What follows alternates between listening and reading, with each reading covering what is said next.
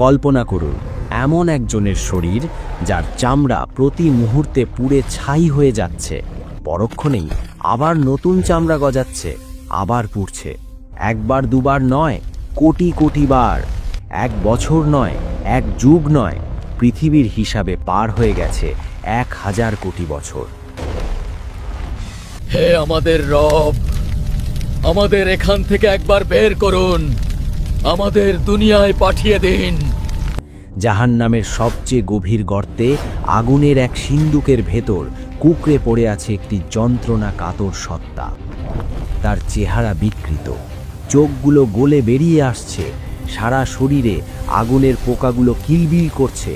সে চিৎকার করতে চাইছে, কিন্তু তার গলা দিয়ে কোনো আওয়াজ বের হচ্ছে না, বের হচ্ছে শুধু ফুটন্ত ধোঁয়া। কে এই সত্তা?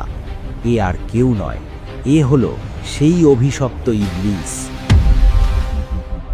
যে বলেছিল, আমি আদমের চেয়ে শ্রেষ্ঠ। কেন আমি নত হব হই নগণ্য মাটির পুতুলের সামনে?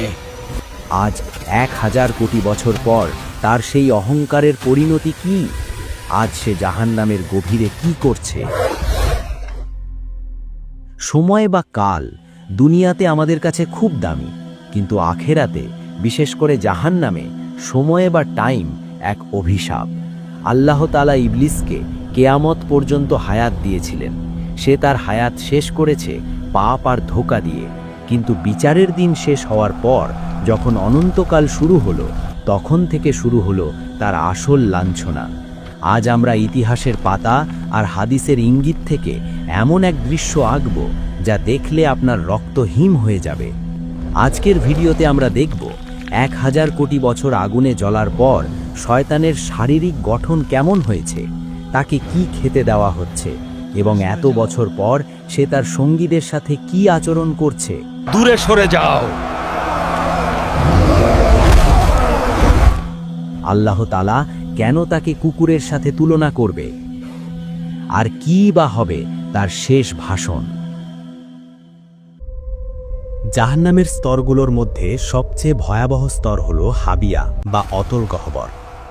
দুনিয়ার আগুন যার কাছে বরফের মতো মনে হবে, এতটাই উত্তপ্ত সেই স্থান। মুফাসসিরগণ বলেন, ইবলিসের শাস্তি হবে সবচেয়ে কঠিন, কারণ সেই সব পাপের মূল। 1000 কোটি বছর ধরে সে একটি বিশেষ শাস্তির মধ্যে আছে।